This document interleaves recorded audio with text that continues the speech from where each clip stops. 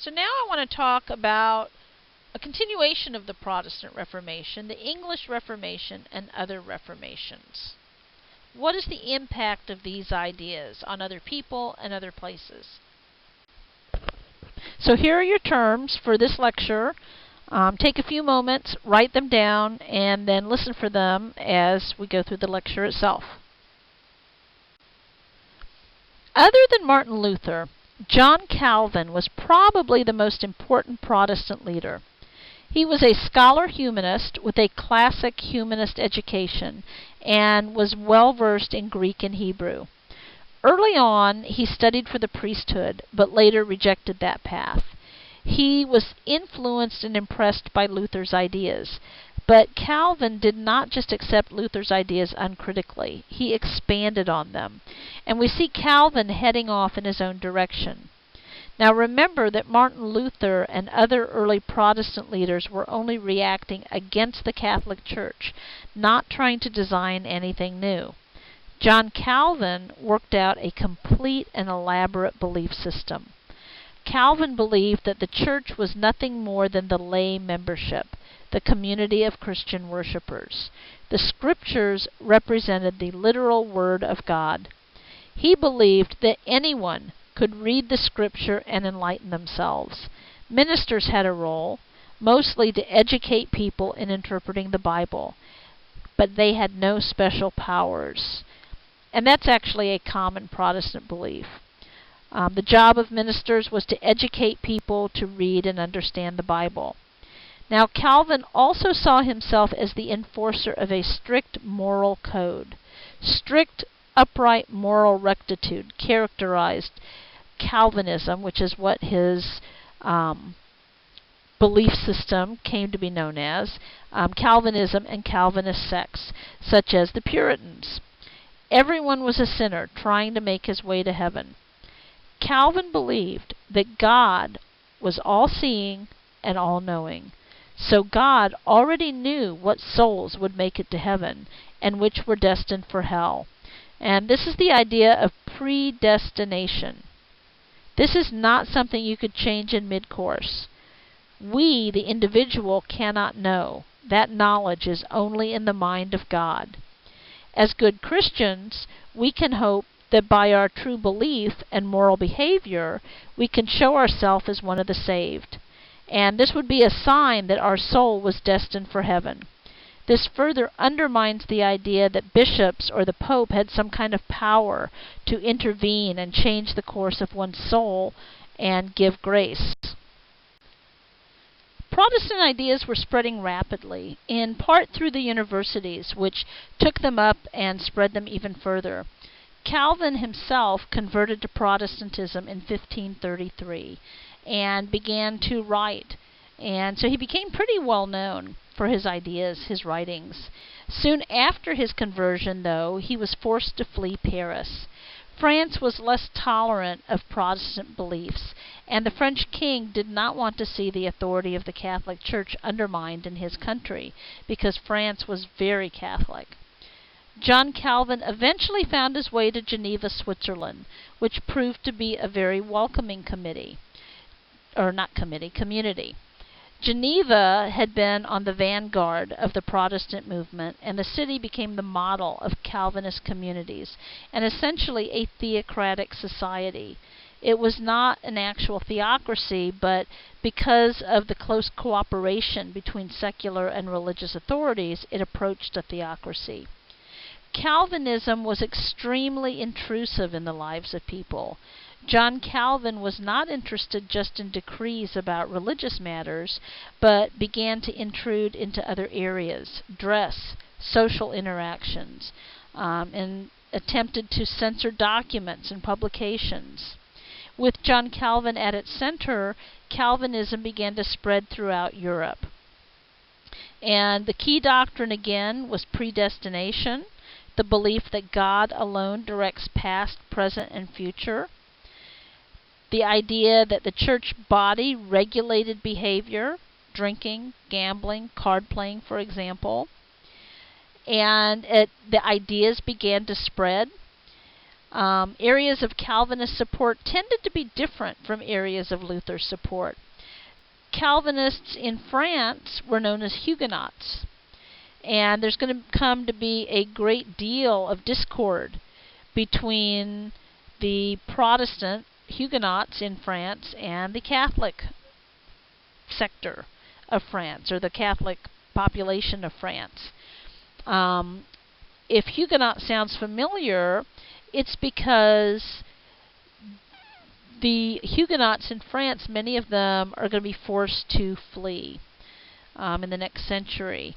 And this is going to be during the Age of Exploration, when France is settling in the New World. And so we're going to have many Huguenots who actually come to the New World and settle, and one group of them came here to Jacksonville. That's why we have Huguenot Landing and Huguenot Beach named after them. Some of them stayed here, some moved farther north. The main areas of Europe where we see the Huguenot or the Calvinist settling is France and Scotland. England's story is very unusual and involved sex, power, and political intrigue. England had a king, Henry VIII, who became the unlikely catalyst for the Protestant movement there. He had been a zealous defender of the Catholic faith and an opponent of the new Protestant movement. But in the end, he is going to end up starting his own Reformation and creating a new Protestant church. In order to understand how, though, you have to go back and look at his father. Now, his father, Henry, was the founder of a new dynasty. His father took the throne as Henry VII and started the Tudor dynasty, Tudor. And when you have a dynasty, especially a newer one, it's vital that you have sons. You need sons to carry on that family name and to inherit the throne. Well, Henry had two sons. His older son Arthur, who was heir to the throne, and his younger son Henry. And Henry Tudor did what most royal parents did. He arranged a marriage for his son Arthur. Arthur married a young Spanish princess, Catherine of Aragon. She was actually the daughter of Ferdinand and Isabella, the king and queen of Spain who financed Christopher Columbus. And this was a really important match for England, because this is during the Age of Exploration. Spain is the leader in exploration and the most powerful nation in Europe at this time in the 1500s. England is not. So this was a real bonus for the English. Along with Catherine and the marriage came an alliance with Spain, land, and a lot of wealth. So it worked out really well. So Arthur and Catherine, they're just teenagers. They get married, and as the eldest son, he's not only heir to the throne, but he also has the title Prince of Wales. So they move to Wales to live in a drafty castle. He gets sick and dies. And that leaves Catherine stuck in England. And it leaves Henry Tudor to figure out what to do with her. He could send her back, but then he would forfeit the alliance, the wealth, and the land. He doesn't want to do that. And then he thinks, well, I do have my younger son, Henry. I'll marry her to Henry. But there was a problem. And the problem was that in the Catholic Church, a man could not marry his brother's widow. Henry would be marrying Arthur's widow. So Henry Tudor goes to the Pope, not literally, he didn't literally go to Rome, but approaches the Pope and says, hey, can you help us out with this? Can you give us special permission to allow this marriage to occur? So the Pope gives a special dispensation, special permission, to allow the marriage, and Henry ends up marrying Catherine, and the two of them are still just teenagers. Henry and Catherine had a more or less happy marriage, but after 17 years, they still had not produced an heir, a son. She had had numerous children, but only one of them survived, and that was a daughter named Mary. So this was a problem for Henry, because as he gets older, he realizes, I want a son, and Catherine's not giving him one. Well, to make matters worse, Henry falls in love. He falls in love with a young woman named Anne Boleyn. She was actually one of Catherine's ladies-in-waiting, and they start to have an affair. Now, he wanted to marry Anne. Anne was very shrewd, very smart. She actually wanted reform in England, and she told Henry, she said, I want a ring on my finger, basically. I want to marry you. And we need to make this happen. And so Henry starts exploring how he can get a divorce from Catherine, because within the Catholic Church, divorce was not allowed. So he tries to figure out, how can I make this occur? And then he thinks, I really never should have married Catherine, because she was my brother's widow. So they contact the Pope, say, hey, can you annul this marriage? Never should have happened. The Pope refuses, because obviously if he said, oh yeah, you shouldn't have married her, he'd be admitting he made a mistake all those years before. So Henry keeps trying to figure out how to do this. And then the problem becomes dire, because Anne turns up pregnant. So now a clock is ticking, and they've got to make this marriage occur quickly before the child is born. Because if it's illegitimate, if it's born without them being married, it will be illegitimate and cannot take the throne. Rome was under Spanish control. So there were both political and religious reasons for the Pope to stall and not go along with Henry. So the matter just drags on, with Henry getting increasingly impatient. The Pope at the time was Pope Clement VII, and as I said, he has close ties with Spain, the Spanish monarchy, and he's doing everything in his power to not work with Henry. Henry's chief advisor, and the man who really helped make this divorce occur, was Thomas Cromwell. He was Henry's chief minister, and I say he was an expert at political maneuvering. And what I mean by that is he was willing to do whatever had to be done to get the job done. If you've ever read The Prince by Machiavelli, you'll know that one of the big ideas of that book is the end justifies the means. What's really important is that end result. How you got there doesn't matter. It's all justified by that end result. That's Cromwell's motto. And he is the one who helped Henry create the new church.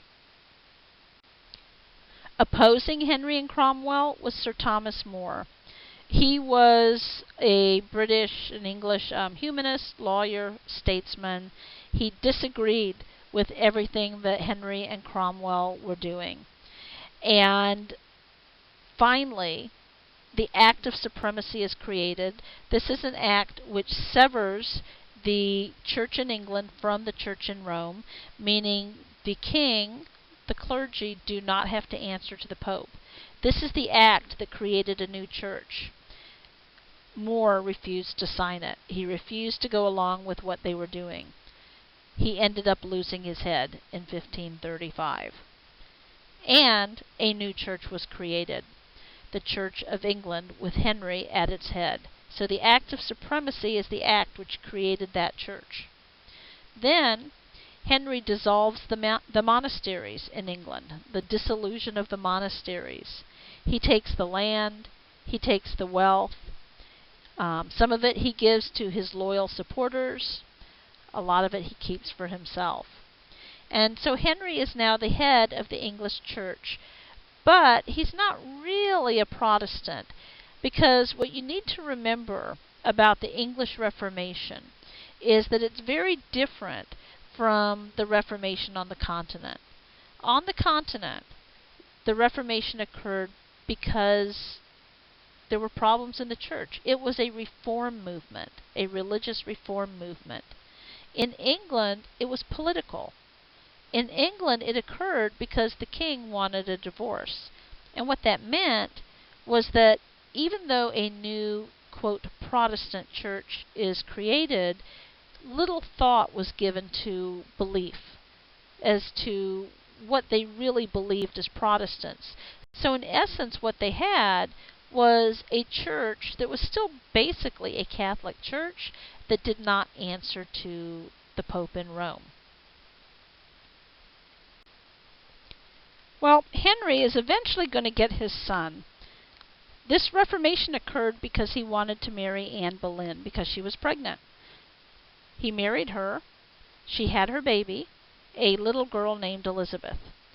And I'm sure it was a huge coincidence, but she lost her head not long after that on trumped-up charges of adultery and treason. Henry will go on to marry 4 more women. He marries Jane Seymour, who gives him his son, a little boy named Edward, and she was very sickly and will end up dying shortly after the birth. He marries a German princess, Anne of Cleves. He liked her based on a portrait he saw of her, so he agrees to marry her. She comes to England, and he takes an instant dislike to her. He actually commented at one point that she had the face of a horse. Because he's the head of the church, he can control this marriage, and so he ends up annulling it, or has it annulled. He'll marry another woman, Anne Boleyn's cousin. She will also be beheaded. And then, finally, his last wife outlives him. But he will have no further children after Edward. And when Henry himself dies, Edward takes the throne as Edward VI. Edward was still a teenager when he became king, and he was very sickly his whole life, much like his mother. He ruled with advisors because he was so young, but it's under Edward that for the first time we see the ideas of faith being addressed. What do we believe as Protestants? And one of the things Edward did was write the Book of Common Prayer. And this is a book of service. This is a book containing prayers, an order of service. You read through it as you go through particular types of services. It's a book that's still used today if you go to an Episcopal church or an Anglican church or the church in England. And so under Edward, matters of belief are addressed for the first time.